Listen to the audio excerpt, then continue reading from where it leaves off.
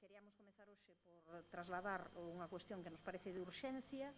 que é certo que xa lle comunicamos a responsáveis de determinadas áreas hai días, pero que hoxe vemos que é unha necesidade acuciante, que é que se aplique un plan de seguranza para evitar caídas co xeo en noites e mañás tan frías como a que estamos vivindo. Realmente levamos tempo xa, sobre todo coa área de parques e xardíns, trasladando información, porque hai moitísima xente que sae a correr, que sae a andar, e hai en moitísimas zonas onde se esvara e onde hai moitísimos problemas relacionados sobre todo con pasarelas de madeiras nos parques, que son un perigo clarísimo de caídas habituais, pero no día de hoxe xa tivemos queixas de veciñas e veciños por caídas registradas en distintos puntos da cidade e por perigo importante en distintos puntos da cidade, en zonas como as Cancelas, en San Lázaro, en Belvís, en San Pedro. Houbo incidentes, caídas, esvaróns, esperamos que toda a xente que tivo estes incidentes que se recupere e que non sexan problemas maiores, mas entendemos que hai que facer algo de maneira urxente. Ven aplicando sal, ven aplicando distintos tipos de protocolos, pero que eviten as caídas nuns momentos en que a xente, ademais, andar pola rúa, camiñar, é unha das cuestións fundamentais que pode facer nestes tempos de confinamentos, de prevencións, de problemas de relación social. En todo caso, hai probablemente un dos incidentes dos máis importantes, foi unha Porta do Camiño, onde mesmo tivo que acudir unha ambulancia pola caída de dúas mulleres maiores que esvararon coa xeada nas beiras rúas. Pero insistimos que non é a única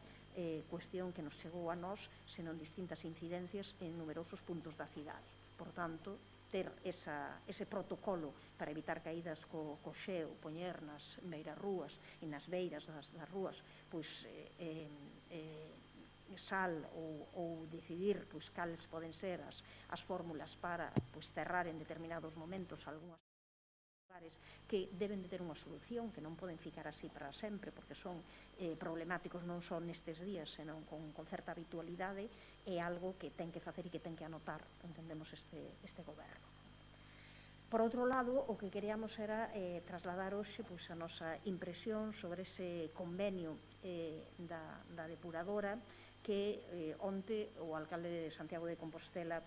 anunciaba despois de pasar pola súa aprobación pola Xunta de Goberno. E facelo en dous sentidos. Por un lado,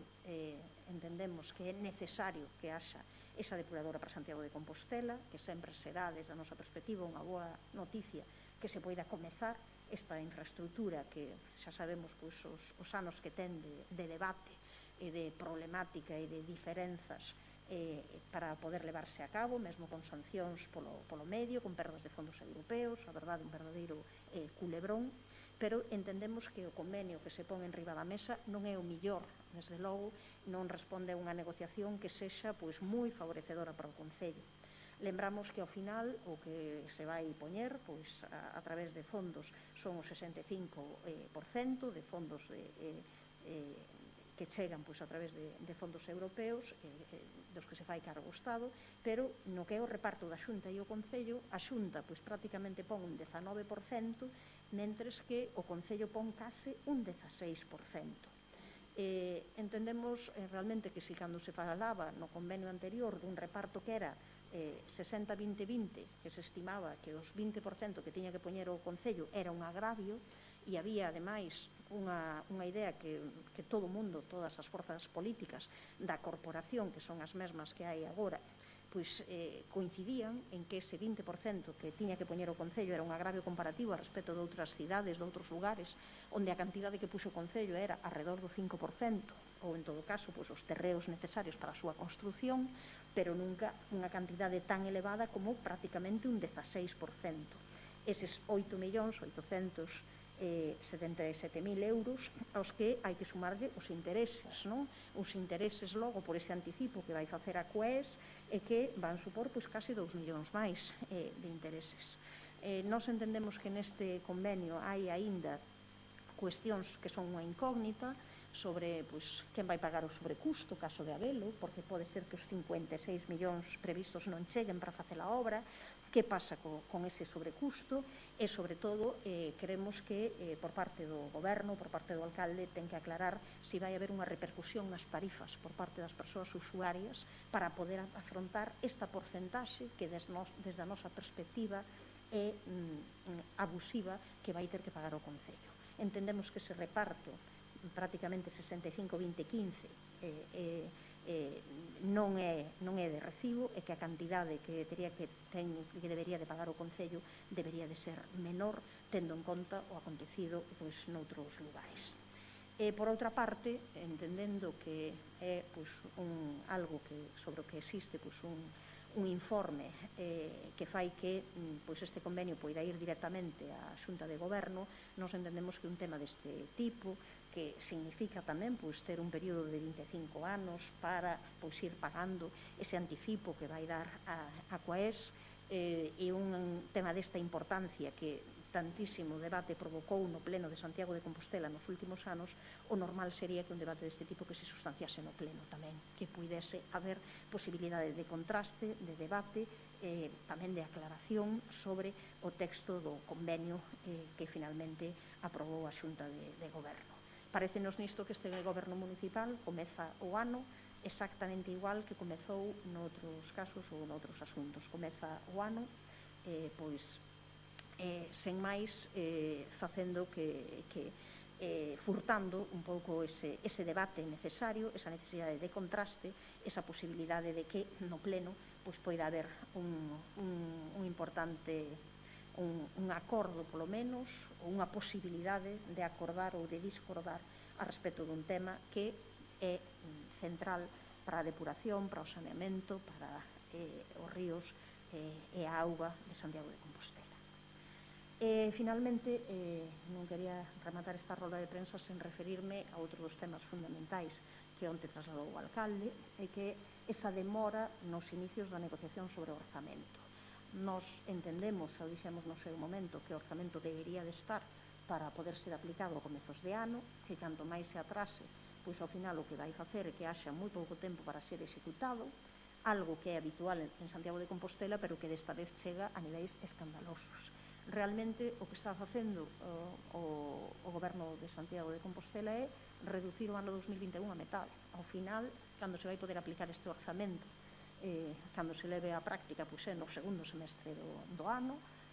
no primeiro semestre non o vai haber, o noso único, e vendo tamén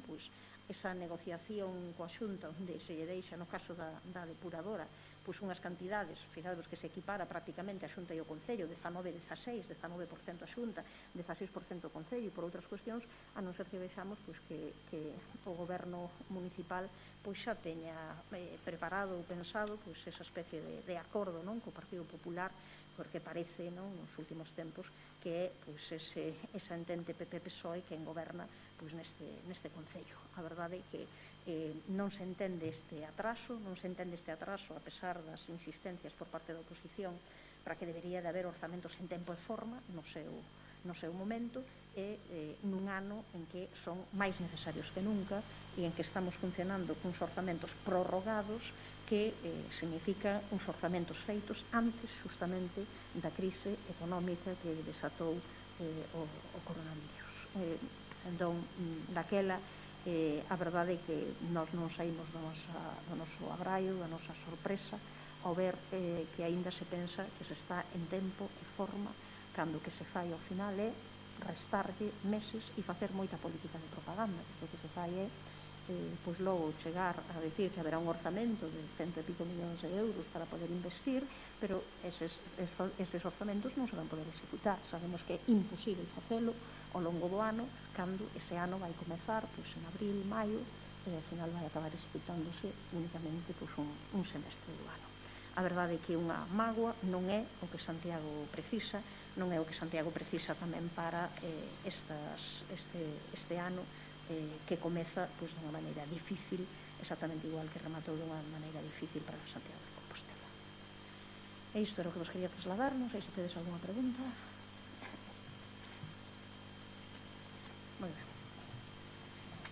Pois, imos a dar, que vos trae moitas cousas aos reis logo. Eu vou parar